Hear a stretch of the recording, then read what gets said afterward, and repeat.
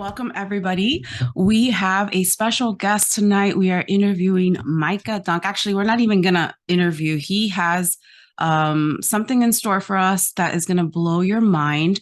And he basically is going to exhaust astrotheology, right? Am I right? Right. Telling everybody a little bit what it is, and then you have the floor and you are more than welcome to share away. So welcome. Thank you. Thank you so much. Astrotheology, the best way to describe it is the mythology behind the Zodiac. Now, I've personally been studying this for it's about 11 years now, 10 years, going on 11 years. I've been teaching it for about 2.5. I've been studying the Bible for 30 years. I've been studying esotericism and occultism for 20, and I've been studying astrotheology for 10. You put it all together, that's 60 years worth of information that I'm going to share in an hour or 2 hours. We'll see how the flow goes. We'll see if it's good. So basically, what I'm going to do is show you a PowerPoint presentation. And the reason I do a PowerPoint presentation is not to take away from your beautiful host, but the reason I do that is because this is an incredibly dense and deep topic. And I have been told by many, many people that I'm very good at breaking it down. You know, Einstein said that if you can't explain something to a child, you don't understand it. And I kind of feel, I don't know if you've heard that before. Yeah. I kind of feel like that's the case. So I'm very good at explaining this, but visuals help. Yes. Because this is going to open a lot of doors to you guys, because the Bible is not what you think it is. Okay. And this is not just some witchcraft or anything. This is literally what the Bible is. So what I'm going to do is I'm going to start screen sharing and we're going to just jump right into it. Joanna, can you see this? Yes. Okay, good. So I start by saying, employ your time in improving yourself by other men's writings, so that you shall come easily by what others have labored hard for. And that's literally what I was just explaining before. Okay, that's Socrates. That's basically what it was. So I'm gonna jump right into it without any reprimand or anything. The Bible is made up of what's known as the 7 holy sciences: metaphysics, astrological, which I go into deeply, and you're going to understand that by the end of this presentation; anatomical, alchemical, spiritual, esoteric, and mythology. Okay, it's also numerology. It's also etymology. So technically, there's 9 of them. Okay, I've been studying the astrotheological one for 10 years. Each one of these that I've just mentioned requires that extensive study to be able to pick the Bible apart. It is the most extraordinary book that has ever been put together, but it is not what people think it is, okay? It is not literal. It is not historical. You're never going to find any bones of any of these people. You're never going to find Noah's Ark, because that's a story from the Sumerians. You're never going to find, any casket for Mary. It's not going to happen. It's not reality, and it's not original either. And we're going to go into all of that, okay? But what I want you to take away from this first part is that there is more to understand how to read this Bible than you could learn in a lifetime. Okay, I've been studying astrotheology for 10 years. Okay, and it's going to blow your mind when you start to understand this. Okay, so this is the Zodiac wheel. Okay, with Capricorn, it's kind of tilted a little bit, but this is as close to it as I could get. With Capricorn at the bottom and Cancer on top, this is how it should look. Okay, now astrotheology, or astrology, I should say. Astrology can be traced back 17,000 years to 40,000 years in something called the Lascaux Caves. There are these caves in France, okay? Here you see an article saying the Lascaux cave paintings are 17,000 years ago, and the world's oldest cave painting shows human understood complex astronomy 40,000 years, okay? Now, the Lascaux caves are in Lascaux, France. That's why they call the Lascaux caves. It's nothing special. What happened was, and by the way, they're now forbidden. You're forbidden to go into them. They say it is because when you go in, the carbon dioxide that comes out of your mouth is going to ruin what I'm about to show you. Okay, but the truth of the matter is they're hiding this information. So what happened with, I'm sure you guys have all heard the story of how the Dead Sea Scrolls were found. Okay, we're basically a young boy, a young shepherd's boy went into a cave and found these scrolls in these jars. Okay, a bunch of teenagers in Lascaux, France went to these caves. They went to the back, and when they went to the back of it, they saw something like this. Actually, this is exactly what they saw. Okay, you see the bull on the top, you see the many faces of the lion on the right, and you see the horse in the bottom left. Okay, they quickly realized, okay, that the bull is Taurus, the lion is Leo, okay, and the horse is Sagittarius. It's just missing the guy with the bow and the arrow on it. So what they did was they carbon dated this. They got some scientists to come in and they carbon dated it. Okay. And when they carbon dated it, it came out to about 17,000 years. Now you're going to get literal Christians that are going to tell you that carbon dating is incorrect. And to give them credit, Joanna, they're actually half right. Carbon dating, carbon 14 dating is not accurate beyond 50,000 years. But up to 50,000 years it is. Okay. Then you have to start to go into some uranium datings. There's other types of carbon datings. But basically, they carbon 14 dated this. Came out to 17,000 years. So what they then did was they called an astrologer and an astronomer in with a computer, because we have the technology to do this now. And what they did was they rewound the sky with the computer program to see where all the stars were 17,000 years ago. And when they printed out what they saw, they superimposed it on the wall and all the constellations lined up. So where they drew the bull, that's where Taurus was. So all this lined up.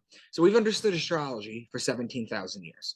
The other thing too is the interesting thing that happened is on June 21st, the summer solstice, and only on June 21st, the summer solstice, the sun would come in through the cave, through the mouth of the cave, and it would bounce off and illuminate the back of the wall. Okay, so the cave was man-made, number one, 17,000 years ago. And number two, they understood astrology too. Okay, now there's questions you can ask in the Bible that don't really make sense. How Jesus was able to heal the blind, how he walked on water, how he turned water into wine, why he had 12 disciples, why he was betrayed with a kiss by Judas, why he was dead for 3 days, why is his birthday on December 25th. All this is part of the lore of Christ, and all of this is astrology, and I'm going to explain that to you. Genesis 1:14 says, "Let lights appear in the sky to separate the day from the night. Let them be signs to mark the seasons, days, and the years." Okay? And that's basically what this is. Okay? Now, each zodiac sign is called a house. Okay? There's other words for it in the Bible: an era, an eon, a sign. There are many words for it. Okay? So what I'm going to do now is, if you've never heard of the 12 zodiac signs, or if you have but you don't know the mythology behind it, I'm going to teach it to you now. Okay? There's key words in each sign that represent each sign. Okay? Then with these key words, with this cipher, we're going to decode any ancient text you want. Okay? So here we go. I start with Aquarius, because Aquarius is kind of the beginning of our new year, whereas the year actually begins in Aries. Okay? So the first sign I talk about is Aquarius, which is represented by the man with the water pitcher. So technically Aries begins the year, but I start in Aquarius. Okay? The story of Aquarius goes back to the story of Zeus and the young boys. So this is a Greek story. And the story of Zeus and the young boy is basically this. Zeus saw a 14-year-old blonde boy on Earth, and he thought he was gorgeous, and he wanted him in heaven. The boy's father wouldn't let him. Long story short, Zeus bargains with the father, gives him animals, gives him money, and all this kind of stuff, allows the boy to go to heaven. While the boy's in heaven, he's feeding all these gods and goddesses with this water pitcher. In the water pitcher, they have something called ambrosia, which is the nectar of the gods, which you probably heard of. Okay? He's feeding them all this stuff with this. Okay? One day he gets fed up with doing it. And what he does is he goes to the side of heaven and he pours it out, just like in this picture, which causes a flood on Earth. See, that's where the Greeks get their flood story. See, everybody has a flood story. Okay? Noah's not original. Okay? Now, Zeus sees that the boy did this and saw the damage he caused, and he's furious with him, and he's going to punish him. But in a moment of self-reflection, which was unlike Zeus, really, okay, Zeus kind of figures out, he's like, I kind of brought him up here. He really didn't know anyone, and blah, blah, blah, blah.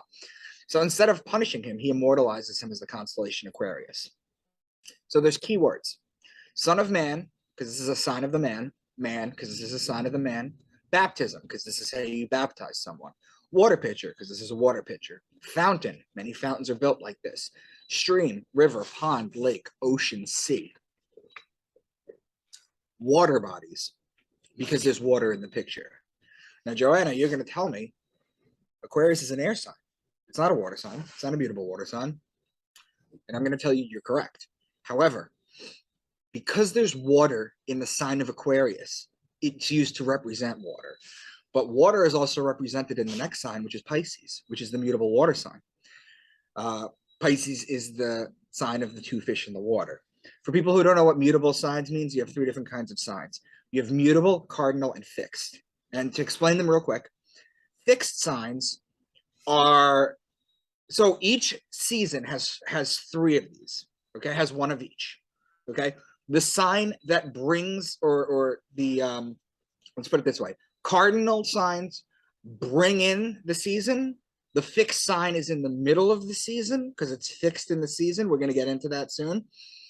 And the mutable sign takes it out of the season.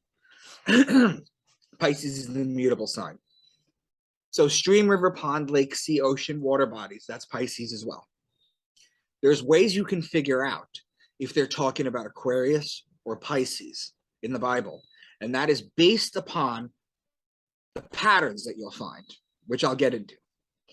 Aries is the ram. And in Aries, you have March 21st, which is the spring equinox. It's a 12-hour day and it's a 12-hour night. It's also the Passover. So there's three different types of Passover. You have the Passover for the Jews, which is when the angel of death passes over all the Jewish houses. Anyone that doesn't have the lamb or the ram, Aries the ram, doesn't have the ram's blood smeared on their doorposts, the firstborn sons get killed. Now in Christianity, the Passover changed, and it becomes the resurrection of the sun with Easter, which is always in Aries too, okay? And then the third Passover is AstroTheologically, because what literally happens on March 21st is the sun passes over the equator, okay? So there's three different kinds. So whenever you hear ram, lamb, shepherd, ram's horn, they're talking about Aries. You could also say sheep too. Taurus is the bull. When you look at the sky and you see Taurus during the season where it's supposed to be, you know that you need to put the plow on the bull so that you can plant the seeds so you can harvest in Virgo and Libra. So whenever you hear bull, ox, calf, or cow, cow being the female bull, you're talking about Taurus. Gemini is the twins. It's the story of Castor and Pollux Troy, whose sister was Helen of Troy. This is another Greek lore. The story of Achilles. So whenever you hear twins or brothers, you're talking about Gemini. Cancer is the crab, and it's a sideways moving creature. Okay, it shuffles side to side. We don't do that unless we're running a sports drill. We walk forward, we walk diagonal. We don't walk side to side. We don't do this. Okay, the crab does. And the reason the crab does is because the sun does this in Cancer. Okay, so starting on December 25th, the sun rises a degree. The next day, the 26th, it rises an additional degree. The next day, an additional degree. 1 degree every single day. It rises and rises until it hits June 21st. That's the summer solstice. That's its height. That's the glory. When it's at that height, okay, it's the longest day of the year, the shortest night of the year. Instead of rising an additional degree or dropping an additional degree, what it does is it stays there for 3 days and it walks sideways, just like the crab. Then it'll drop a degree on June 25th, continue to drop an additional degree every single day till December 21st, where it will then walk sideways for 3 days again, and then come back to life December 25th. This is why all the gods are born on December 25th. And the sun does this year in and year out without fail. Okay? The crab in the ancient Egyptian time was known as the scarab. So whenever you hear crab or beetle, which doesn't come up too often, but it does, you're talking about Cancer. Leo is the king. He's the lion. He's the king of the jungle. The ruling planet of Leo is actually the sun. So whenever you're talking about lion, lioness, or cub, you're talking about Leo. Virgo is the woman holding the wheat stalk.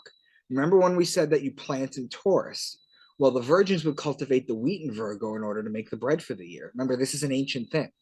So whenever you hear virgin, wheat, grain, seed, barley, corn, grainy things that you harvest, that's always done in Virgo. Okay? You can feel free to look this up on Google, find out when it's harvested. Now remember, this is in the Northern Hemisphere, which I'll get into. Okay? Libra is the justice, the scales, the balance, the just one. The reason it's the justice is because it judges God's sun as it passes over the fall equinox and begins its descent into winter, into cold, into death. The Jews always celebrate the new year around the fall equinox, okay? In fact, Libra is the judge, the justice, the just, the judgment, okay? 8 days after the Jewish New Year, you have something called Yom Kippur, which is the Jewish day of judgment. Okay, which is of course in Libra because it's the judge.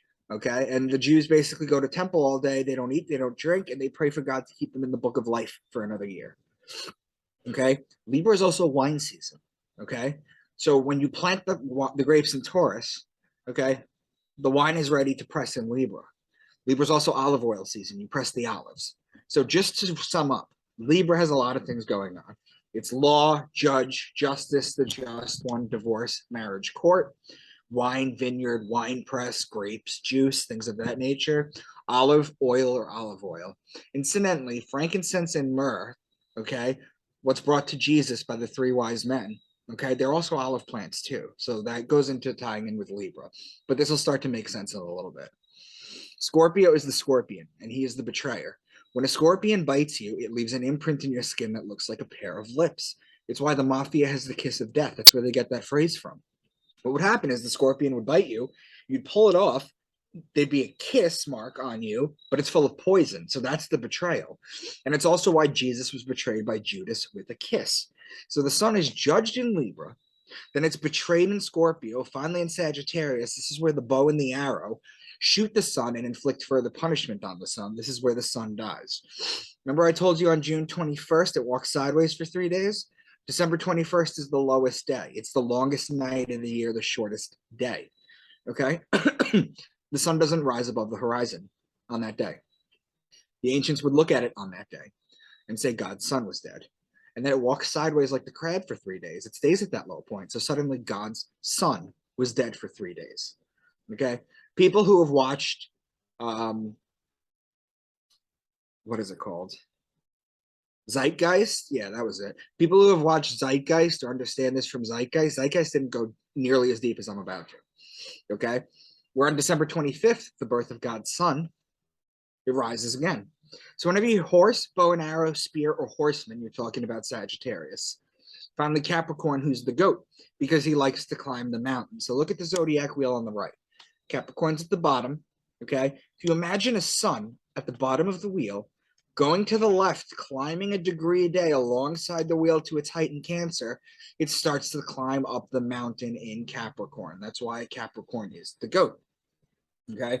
So those are the 12 signs. Those are the key words. I'm going to drill them into you, and I'm going to make sure that you understand as I follow. Okay? Joanna, I'm not talking directly to you. I'm just talking to whoever doesn't. Oh, I know. Okay. Now, there's names for Jesus that he's given in church that are all astrology based. Okay? Any Christians can probably attest to this, but I'm going to tell you where they come from. Jesus is the sun. He's a solar deity of the Piscean age. He's an astrotheological, allegorical, anthropomorphic figure for the sun. Okay? When the sun is in Capricorn, the goat, they call him the scapegoat of Israel. When the sun is in the sign of Aquarius, he becomes the son of man. When the sun is in Pisces, the two fish, he becomes the fisherman of men. It's also why he feeds the masses with two fish being Pisces. When the sun is in Aries, he's known as the Lamb of God or the Good Shepherd. Cancer, the scarab, right? St. Augustine called Jesus the good beetle. When the sun is in Leo, he's the Lion of Judah. The lady holding the stalk of wheat, Virgo, Jesus is born of a virgin, and he's called the bread of life. Libra is the scales of justice. He's known as the just one. Then he's betrayed in Scorpio. He dies in Sagittarius on December 21st, and it's also why he's worshipped on the sun day. Whereas the Jewish worship goes back to Saturnalia. That's why they worship on the Saturn day or the Saturn day. Okay? Now I'm going to draw your attention to a few things about this Jesus picture on the left. The sun behind his head, the two fingers up like this, his white face, that stereotypical face of his, the heart on the outside of the body, the crown of thorns outside of the body, the white and the red robe. He's always wearing white and red. Let's start with the white and the red. Remember how I told you the Bible was also alchemical? It's also alchemy. The white and the red, okay, in alchemy is what's known as the marriage of the red king and the white queen. Or to break it down even simpler, red is Mercury, white is sulfur. When you combine them, okay, that is the marriage. That is the alchemical marriage. That's why he's always wearing white and red, okay? Now, the sun is always behind Jesus because he represents the sun. Okay, go on Google and find, or whatever search engine you want, and find a picture of Jesus where the sun's not behind his head. Now, the two fingers up like this. This is an ancient Kemetic peace sign. This goes back to ancient Egypt. That's where Kem means. Okay, the separate sign. This is a V for victory. Okay, this is a British Winston Churchill war sign. This is not a peace symbol. This is the peace symbol. So whenever you see Jesus or you see Buddha, or you see Baphomet, or you see any of these characters doing this, they're telling you they're peaceful. You just don't realize it. Now, the white Jesus picture is actually a guy called Caesar Borgia, who was the bastard son of Pope Alexander VI. And Caesar Borgia was a bastard, by the way. He killed his sister. No, he slept with his sister. He killed his brother. His father, Rodrigo Borgia, is from the Borgia Illuminati family. He bought his way to the papacy in the 1500s. While he was pope, okay, he had kids because popes had kids. Okay, this is a big secret they don't want to tell you. They just don't have marriages. Okay, so all their kids are bastards. Okay, the printing press came out 80 years prior, so he decided his son would be the face of. So they mass produced his face. Now, the crown of thorns wrapped around the heart on the outside, and the heart is always on the outside, represents the rays of the sun. The heart outside the body represents the toroidal field or the human torus field. Okay, now look at this. There's 4 different pictures of Jesus: sun, sun, sun, sun. In the second picture, you'll see a Knights Templar cross in the sun, but it's the same stuff. It's all sun. 2 fingers up, heart outside the body. People don't question this stuff. You know, baby Jesus with the sun behind his head. Okay, you see Polaris right there. It's always the North Star. And then you see all the animals on the left, which we'll be able to decipher at some point. Now, the human toroidal field that I was talking about looks like this. Okay, it goes around you 6 feet. Okay, your heart being at the middle, it looks like an apple. It goes around you 6 feet. Okay, that's why the elites during the pandemic tried to keep you 6 feet apart. No one can tell you why it's an arbitrary number. Why 6 feet? That's why. It's because your electromagnetic field of the heart can't communicate with another person. Okay, when you're within somebody's electromagnetic field, the toroidal field, okay, they come up behind you, you know they're there. You're not psychic. They broke your toroidal field. You can measure this. Some people call it an aura. There's different words for it, but it's measurable. Okay, this is what it looks like when 2 are interacting. You see the Vesica Pisces in the middle. This is how it interacts. Okay, guy on the right, picture of Jesus. Guy on the left, Caesar Borgia. This is a little stretched out, but can you, Joanna, you can see this, right? You could totally see how this makes sense, right? Okay, good. So, before the Shroud of Turin was discovered in 525 AD, almost all paintings and drawings of Jesus were shown as a beardless young man. Okay, now let's start deciphering some phrases. How about the phrase "pride comes before the fall"? Or "pride cometh before the fall." People will tell you that it means not to get too boastful or cheerful or let your ego run wild, because it's going to set you up for a downfall. And that's a pretty good parable. It's a pretty good lesson. But astrotheologically, the group of lions is the pride. Group of lions is called the pride. Pride is the lion. The lion is Leo. Leo is in July and August. That comes before the fall. Okay. And the next one is from Micah 5:2, my namesake. But you, Bethlehem Ephrathah, though you are small among the clans of Judah, out of you will come for me one who will be ruler over Israel, whose origins are from old, from ancient times. However, Bethlehem is a combination of 2 words in Hebrew. You have to understand other languages to be able to break this down. In Hebrew, Bet means house, and Lachem means bread, so the house of bread. Well, I got finished telling you each zodiac sign is called a house. The house of bread is Virgo with the wheat stalk, the virgin. So what he's saying is, Bethlehem, out of you will come a ruler. So what they're really saying is they're setting this up. The Savior will come from a virgin. That's what it means when you read it astrotheologically. Next is Deuteronomy 32. There are 10 signs in here. He gave them honey from the cliffs and olive oil from the rocky ground. He gave his people butter from the herd and milk from the flock. He gave them lambs and goats. They had the best rams from Bashan and the finest wheat. They drank the best wine made from the juice of red grapes. But Jeshurun became fat and kicked like a bull. There's 10 signs here. Let's go over them. He gave them honey. So I highlighted honey. In the sign Cancer, okay, remember at the top of the wheel, in the sign Cancer, there's a group of stars. It's an asterism, which is a closely knit group of stars, kind of like the Pleiades are, an asterism, called the beehive cluster. So that's where the honey comes from. You know that olive oil, that's Libra. Remember, that's when you press it. Milk from the flock, that comes from the Milky Way galaxy. The Milky Way galaxy has been called the Milky Way galaxy. As far as I've read back, I've read the Egyptian Book of the Dead, it was called that then. It's always been called that, okay? So your land from Cancer, the Beehive cluster, to the Milky Way galaxy, which is in Sagittarius, that's your land of milk and honey, those 5 signs. It's not a place on earth, it's a place in the heavens. Okay, he gave them lambs and goats. Well, lambs are Aries and goats are Capricorn. They had the best rams, that's Aries again, from Bashan, and the finest wheat, Virgo with the wheat stalk. They drank the best wine, that's Libra, made from the juice of red grapes. But Jeshurun became fat and kicked like a bull, that's Taurus. There are 10 signs here, okay? And this is how we're going to start breaking things down until we can start making patterns. I just want to start it off slow so you guys can follow along. Now, the Mount of Olives. This is how we're going to start using the zodiac wheel to break this down. Jesus led his disciples to the Mount of Olives after his last Passover, so he could teach them a few more things, pray, then wait for Judas to betray him. While walking to the Mount of Olives, he gave the parable of the true vine. That's interesting. So what does that mean, then? Well, let's look at the zodiac wheel. He starts in Passover. Passover takes place in Aries, so find the Aries on the wheel. It's all the way on the left.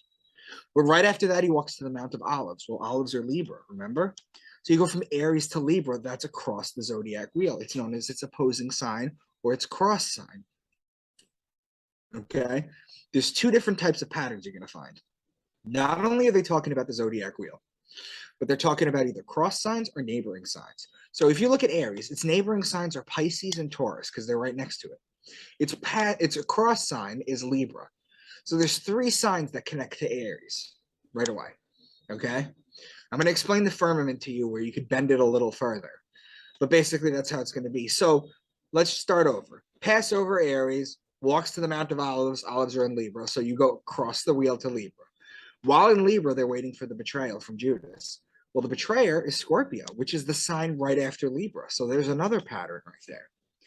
In Libra, he gave the parable of the true vine, which is grapes or wine in Libra. Okay, so you go from Aries to Libra, you're waiting for the next sign, and while in Libra, he's talking about parable of the true vine, which has to do with grapes. Very simple. Genesis 1:7, and God made the firmament and divided the waters which were under the firmament from the waters which were above the firmament, and it was so. The firmament is the dividing lines between the zodiac signs. Okay, the firmament, according to everybody, is a dome over a flat earth, and that's not what it is. The firmament is the dividing line between signs. If you look at them, you could see it here.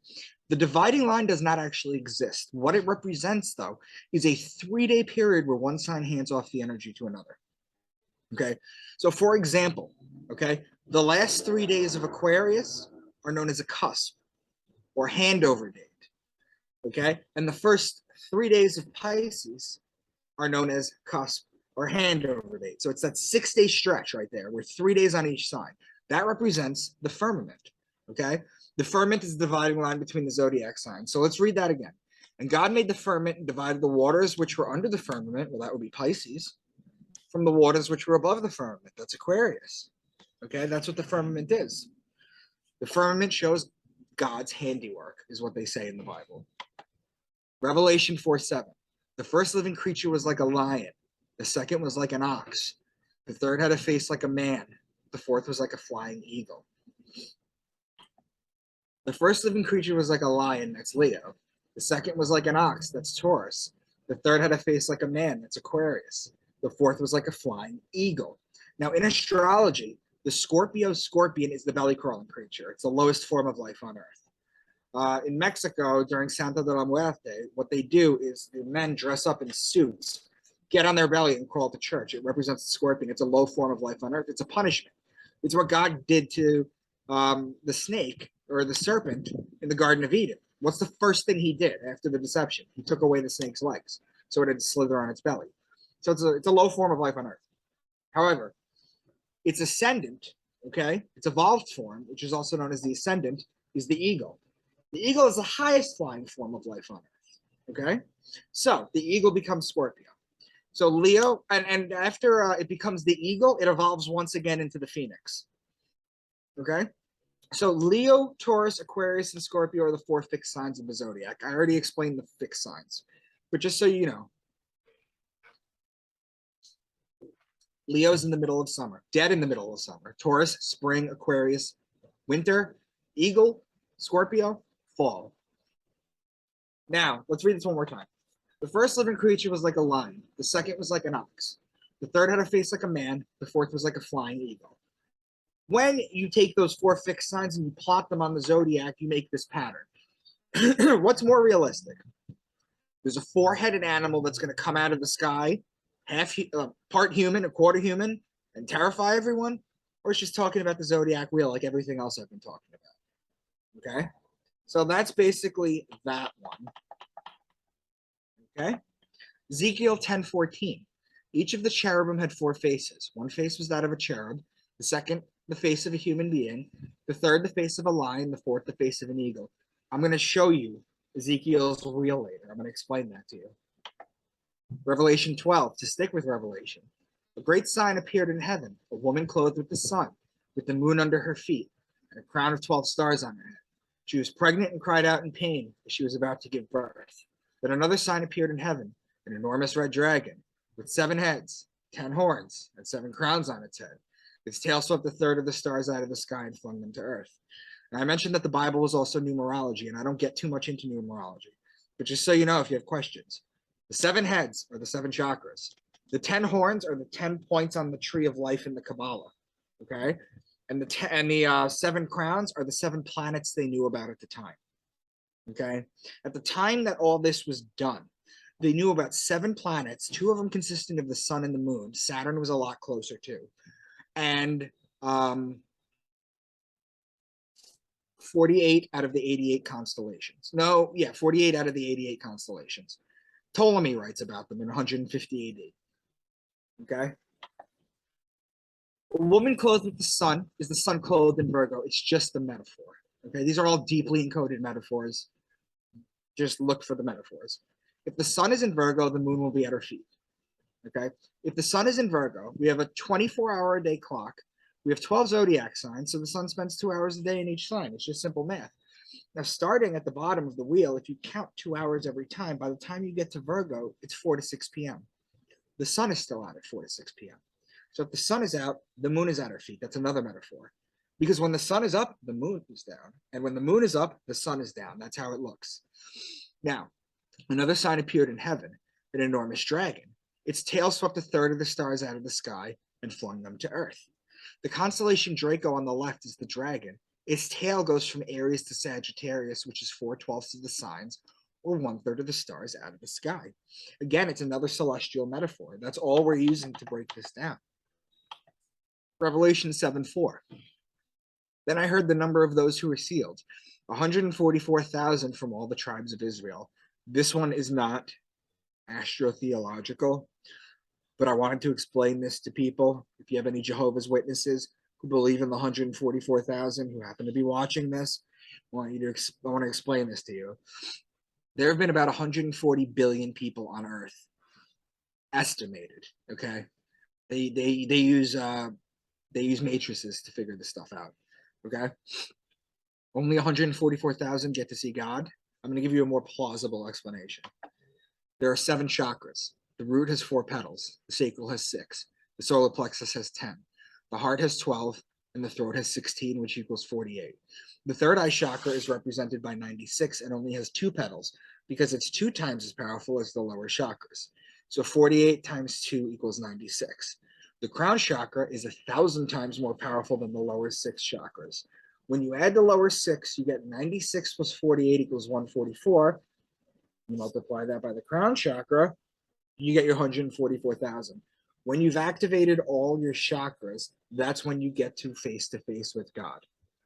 Okay? That makes a lot more sense. But let's go back to other decodings. How about Matthew 10:16? Behold, I send you forth as sheep in the midst of wolves. This is a very famous saying. Well, the sheep is Aries, and the wolf is the constellation Lupus, who borders the Libra line. They're opposing signs. Look at the pattern it makes in the zodiac. Remember, opposing signs and connecting signs. Not only am I going to make patterns, okay, not only is it just going to be, it's going to be talking about the zodiac, but But it's never going to be like twins for Gemini and wheat for Virgo because there's no pattern there. It's always going to make an opposing sign or a connecting sign pattern. Always. So I've given examples of AstroTheology in the Old Testament as well as the New Testament. I've been accused of cherry-picking verses from the Bible to prove a point. Let's take a much longer passage and see if we can decode it as well. This is the part of my presentation where I talk about Job. Now, Job was a righteous man. He had money, he had family, he had animals, he had children, he had land, he had everything. Satan goes up to God and says, the only reason this guy is so righteous for you is because he has everything. If you took it away, he would curse you. And God basically says, I'll take that bet. You can do whatever you want to him, Satan, but you may not take his life. That was the only caveat. So he goes, all right. So little by little, his stuff starts dying. He gets blisters. His family dies. His animals run away. At one point, he's just sitting on the ground and he's crying up to heaven. He never curses God. And so at the end, he gets everything multiplied tenfold back to him. Okay? But what happens is God actually answers him, supposedly, as they would have you believe in the Bible. God actually answers you. What I'm going to read to you is God's answer to him. And what I'm going to do is read the first sentence, which is what the Bible has you believe God actually said. And the second sentence is going to be what it means astrologically.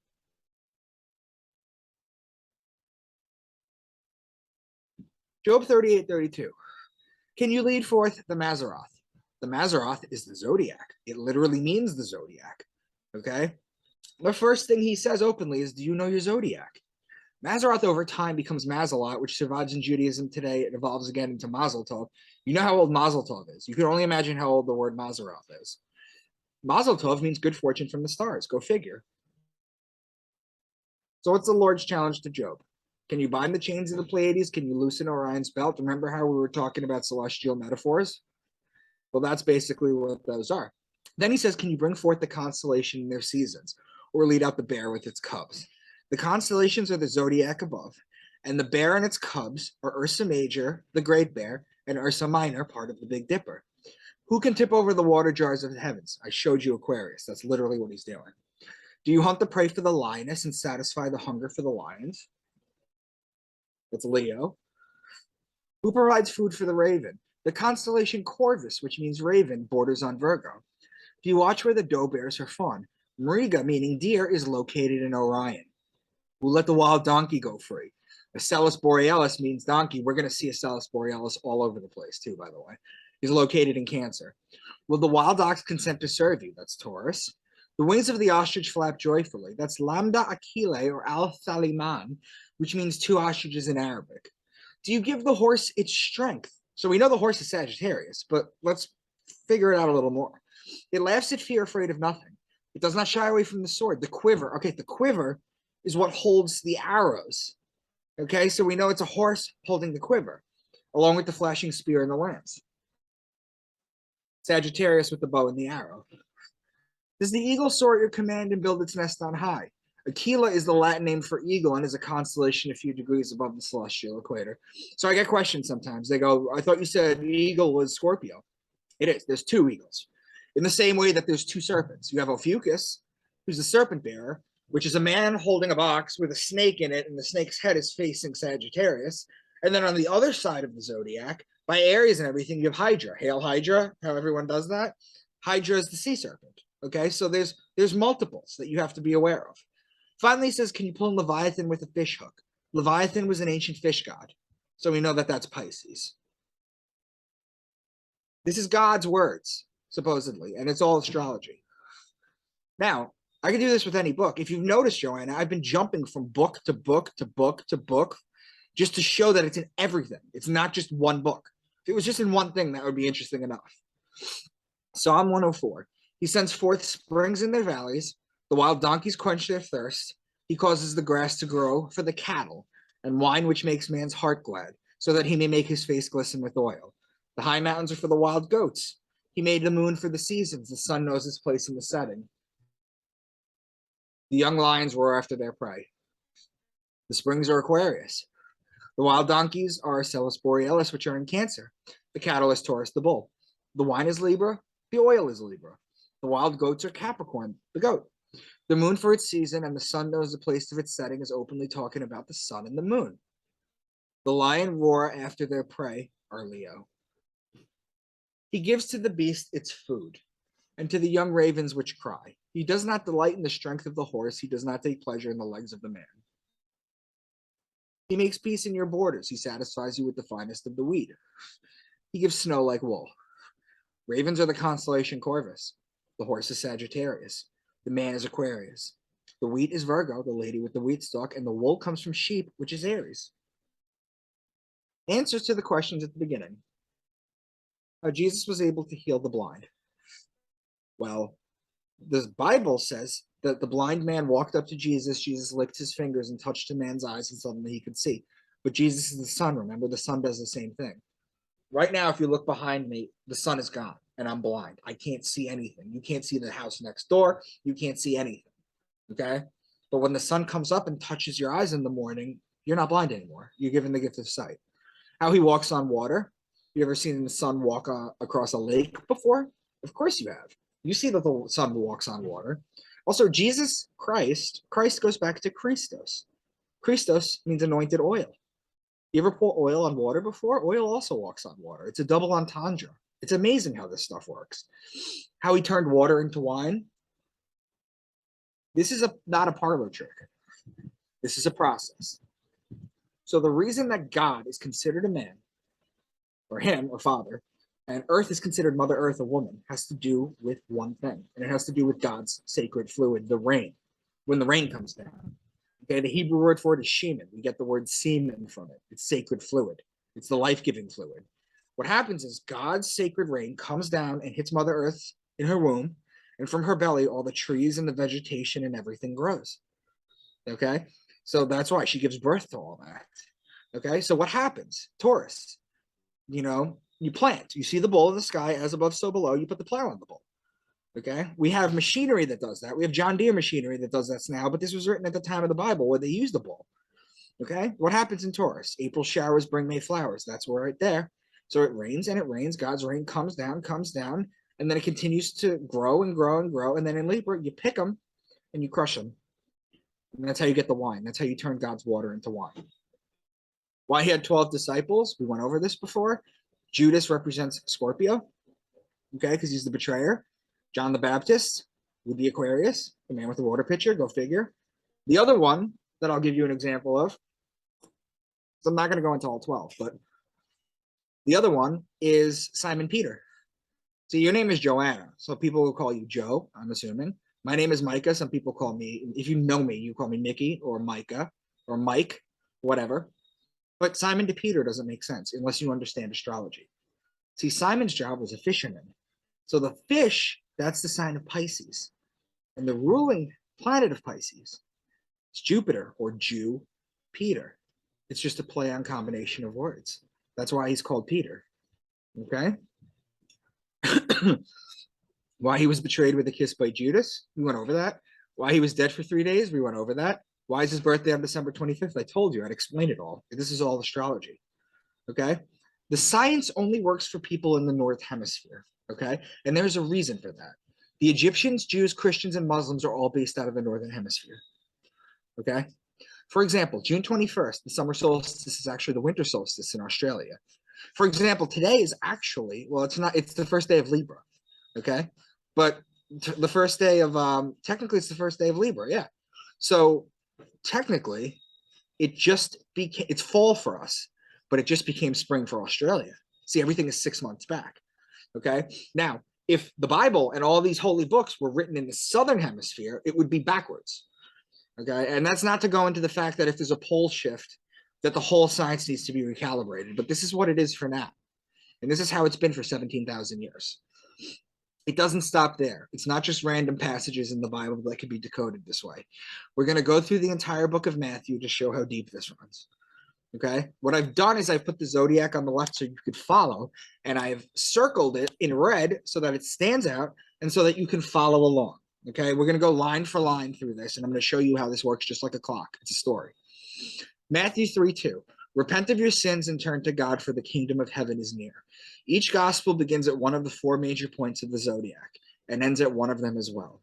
The two solstices and the two equinoxes, when connected, form a cross. This is known as the cross of God's Son. The kingdom of heaven is Leo, whose ruling planet is the sun. This is the only sign that the sun rules over. The closest of the 4 points is June 21st in Cancer. This is where the gospel starts. This is the firmament between Cancer and Leo.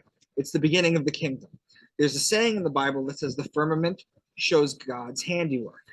The firmament are the dividing lines between signs. Now, for example, Joanna, I wanted to explain this real quick. This is in between Cancer and Leo, the firmament, okay? If I'm in Cancer, I could talk about a crab, I could talk about a beetle, I could talk about honey because the beehive cluster is there. If I'm in Leo, I could talk about lions, or I could talk, that's pretty much it. But if you're at the firmament, because you're between both, you could talk about either. And you can connect one firmament to another firmament to kind of bend the zodiac in order to make other connections that you normally wouldn't be able to make, which I'm going to show you. So, the next passage, Matthew 3:4, John's clothes were woven from coarse camel hair, and he wore a leather belt around his waist. For food, he ate locusts and wild honey. If we take the most famous drawing of a man, Leonardo da Vinci's Vitruvian Man, and superimpose it onto the zodiac, we can make sense of this. Now, I've had people literally tell me the Vitruvian Man wasn't around when the Bible, so this doesn't exist. I could literally use a stick figure. It doesn't matter. You know, I just use the Vitruvian Man because I think it looks nice. That's the only reason. Cancer being the head is why he eats wild honey. See, in Cancer, there's a star cluster called the beehive cluster. Bees produce honey. The mouth is in Cancer, as you can see. The bees are in Cancer, so he eats the wild honey. What about Leviticus 11? What's clean and unclean to eat? All flying insects that walk on all fours are to be regarded as unclean by you. There are, however, some flying insects that walk on all fours that you may eat. Those that have jointed legs for hopping on the ground. Of these, you may eat any kind of locust, katydid, cricket, grasshopper. So there it is. So when they're telling you a pound of grasshopper beef is 3 times as nutrition as a pound of beef, and they're trying to get you to eat bugs now, just know that it is biblical. Okay, that's where they're getting all this stuff from. Okay, literally Leviticus 11. So let's continue. So we were just in Cancer. We're going to its connecting sign, Gemini. So it's a pattern. It's the next sign over. A little lower down on the body is the clothes made out of camel hair, or camelopardalis, which is in Gemini. Okay, so you see I have the head and the upper body so far. Now let's go to Taurus, which is the next connecting sign. So we went so far from Leo to Cancer to Gemini to Taurus. We went 4 signs in a row. So there's a definite pattern there. Moving a little lower on the body, you'll get his midsection, which is where you would wear a belt. Taurus represents the bull and the female is the cow, which is where you would get the leather from the cow. Regarding the belt, Orion's belt sits between Taurus and Gemini. There you go. Okay. So now how do we go from the beginning of Leo to a water sign? And I use the water sign to, Joanna, explain Aquarius and Pisces, even though Aquarius isn't a water sign, but we went over that. How do you go from Leo to a water sign to signify the baptism? You go across the zodiac. Cross signs, as they are known, are signs opposite location. For example, Aries and Libras are cross signs. This is very important. The signs 3 most important signs are its neighboring signs and its cross sign. Here we see how it makes a leap from one firmament to the other. The man with the water pitcher in Aquarius is personified as John the Baptist with the water. It's important to note, too, that John the Baptist and Jesus are always exactly 6 months apart. When you think about the fact that Jesus is born on December 25th and rises a degree a day, then that must mean that John the Baptist is born on June 24th and decrease a degree a day. This is why in John 3:30, John says, he must increase, but I must decrease. It's also, and if you look at this right now between Cancer and Leo and Capricorn Aquarius, if you start moving one, you're moving the other. They're always 6 months apart. One increases, one decreases. Okay. Also, it's why St. John's Day is exactly 6 months to the day of the birthday of Jesus. Check any Catholic calendar. It's June 24th. So we're going back to the Cancer Leo firmament of July 24th. Okay. This one is simple. Okay. The next story is the temptation of Jesus. He's tempted for 40 days. So we're on July 24th. So this is simple. He's tempted for 40 days. So count 40 days. That takes you to September 2nd. Okay. That's right in the middle of Virgo. That is right in the middle of Virgo. The lady with the wheat stalk, the harvest, all that stuff. What's the next passage? Matthew 4:3, if you are the Son of God, tell these stones to become loaves of bread. Here we see mention of the bread, which tells you that the sun is in Virgo. The next passage, Matthew 5:17 and 22, I did not come to abolish the law, and if you are even angry with someone, you are subject to judgment. This takes place in the firmament of Virgo and Libra. When you're at the firmament, it could be used on either side. This could be used to talk about bread, or it could be used to talk about what it's actually talking about now, which is law and judgment, which is Libra. Libra, the scales of law, who judges the sun before it descends into fall and winter. Matthew 7:15 and 16, beware of false prophets who come disguised as harmless sheep. And can you pick grapes from the thorn bushes? The sheep are the ram in Aries, and the grapes are in Libra. Once again, these are opposing signs. Moving along, Matthew 13, later that same day, Jesus left the house and sat beside the lake. The story now moves from Libra to the barrier between Aquarius and Pisces, as he's right beside the lake, or the two water signs.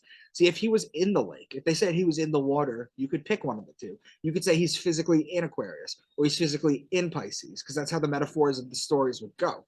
But because he's beside it, okay, he's between the two. So its cross sign is the Leo-Virgo firmament.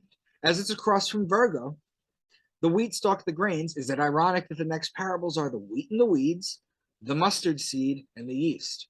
Moving right along, next is the fishing net parable. So now we go back across from Leo Virgo to Aquarius Pisces. Gemini is the sign of the two men, technically twins. However, there's just a short mention of brothers in the next passage. He's just the carpenter's son, and we know Mary, his mother, and his brothers, James, Joseph, Simon, and Judas.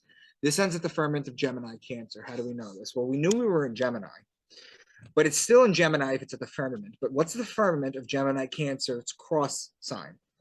It's the firmament of Sagittarius Capricorn. That's December 21st. That's the last day of Sagittarius. That's the firmament. That's the cross. That's the handover date. That's the day of death. December 21st, the sun dies. That's the day of death. What's the very next story? It's the death of John the Baptist. As I mentioned before previously, death comes at the end of Sagittarius.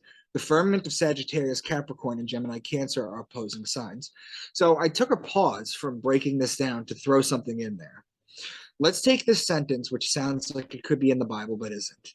If I say to you, the rulers were divided between war and love, it split the land in half, you could read that as a literal translation.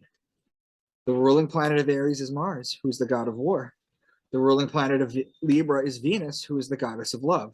There is your war and love. If you connect it, it literally splits the land in half. That's how these work. That's how these metaphors work. Matthew 14, 17, and 32. But we only have 5 loaves of bread and 2 fish. The bread and the fish are opposing signs in the zodiac, right? The fish is Pisces, and then its opposing sign is Virgo, the lady with the wheat stalk. Also, Pisces is the 2 fish, which is why Jesus feeds the masses with 2 fish. And as far as the 5 loaves of bread, the year starts in Aries. If you count 5 signs from Aries, it brings you to Virgo. This is the cross of God's sun. We were just in Virgo, and now next is Libra, which is law, wine, and oil, remember? What stories do we get now? The temple tax, the unforgiving debtor, divorce and marriage, all law, and the parable of the vineyard worker. There's the wine, okay? Next is Scorpio, the betrayer. This is where Judas betrays Jesus with the kiss. And then here's where Jesus is crucified on the cross, which is in Sagittarius. So we just went from Virgo to Libra to Scorpio to Sagittarius in a row. 4 signs in a row, all telling parts of the story based on the code that I showed you. Okay? Astrology is a language. If you understand this language, the sky speaks to you. So I just want to pause for a minute and just catch up with you. What do you think so far? Yeah, I'm loving how not only is it like as you're going through the astrology part, I'm going through the metaphysical part and through the alchemical part. Like there's, like you said, there's so many layers to it. So it's fun for someone who like knows it, you know, to be able to see what you're saying and then look at all the other layers and go, wow, like it's so like blended nicely. You know what I mean? To be able to say stuff as above, that's also below, that's meaning this and that. You know what I mean? It's like so perfect. It's so perfect. It is. It's crazy. You know, so I think So I'm gonna pause the hold on. So I think this would be a pretty good moment to pause because this is about. It's not technically halfway through all my slides, but it's halfway through. So I think maybe we could pause on this, share with your people, get some feedback. Let me know what people think. Because I definitely know for sure that people get very overwhelmed with this information, especially for new people. So, giving them time to process, to really take this in, to go back and look at it before we give them some more, would be great, because that way, yeah, it very requires time. Like for us that have heard it, yes, but there's a lot of people who have not heard it, and to them it's like, yeah, but you whoa. know what me and you have had spiritual breaks over this kind of information. Oh, for sure. I mean, I don't disregard that. I was in when I learned all this and it broke everything that I thought I knew. I was in a hospital for 3 weeks. I was in a Mm-hmm. hospital for 3 weeks. Um, but what I always come back to is I say, but two things: the religious people, and again, I'm not against religious people, and I'm we'll get into this later, but my issue with religion and all religions is the idea that God is separate from us and needs to be adored Right. and this and that, and we'll get into that later. But what I tell people is, listen, when you break parables down like I've just done, and you're studying this kind of stuff, you have to use something called apologetics, which is basically a way that you can explain why there's a talking donkey, why there's a talking snake, why this happened, why that happened. What I'm doing is using the Zodiac and the constellations they knew about at the time. That's it. That's it. And I'm showing you the story. And the other thing is what people are blown away sometimes is that this just makes so much sense. Mm. Especially when you mix in the metaphysical aspects, like when you were talking about Aquarius, the picture of water and everything, and how he's pouring water, but yet it's not a water sign. I'm always like, water's truth, water's wisdom, water's understanding. So it's like the age of pouring that wisdom and understanding into people, like within, right? So there's so many different layers. I just love the layer aspect of it. In my first book, because I have a book series, guys, where I teach this kind of stuff. But I know that you guys are very spiritual, but I'm also into kind of like truther community. And my books are very big truther. They're like Da Vinci Code mixed with 1984, mixed with like Can't Hardly Wait or something. This is basically what it is. And what I wrote in one of them, in my first book, when the characters figure everything out, was Joanna, we're the only, and I've done the math on this. Okay, I've actually done the math and I've checked as far out as it goes. We are the only people on Earth now who have seen the change of a century, a millennia, and a zodiac sign. That will never happen again. And we're going into the age of Aquarius. Like, we chose to be here. I don't know why. It's crazy times, but yeah, because we got to share our light and information. Thank you so much for putting all this together and sharing it with the world, because people need to understand that there's more to it, and just start looking at the layers, because if you're into astrology, great, look into the astrological aspects of it. Right. If you're into, there's so many layers to look at, so it's whatever resonates with you.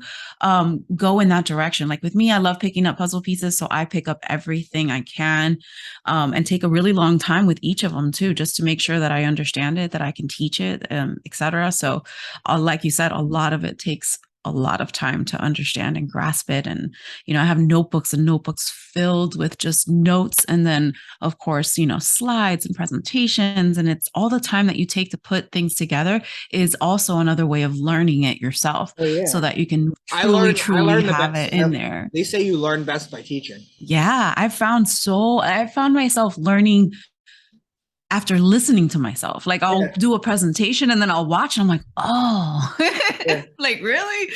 So I love it. I want to leave people with this, back to this. Okay. Yeah. The 9 holy sciences. This doesn't include numerology or etymology. Okay. But the Bible is all these things. It's the most incredible book ever written. However, that doesn't change this. It's not literal. It's not historical. It's not reality, and it's not original. Okay. You have to, if you're going to ascend spiritually and mentally, you have to understand that. Okay. And I just made a case for an hour on the astrological. I have another hour and 15 minutes or so that we'll reschedule. You reach out to me, you let me know when we're good. Yeah. And especially, this is the hard part is, what do you mean it's not literal? What do you mean it's not historical? What do you mean, right? And it's that cognitive dissonance that kicks in at first. And there is this feeling of anger, this feeling of I've been lied to, this feeling of all these things. Joanna, I'm gonna pose this to you and tell me if this makes sense to you.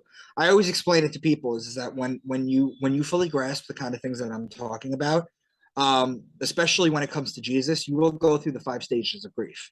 Oh, for sure. Yeah.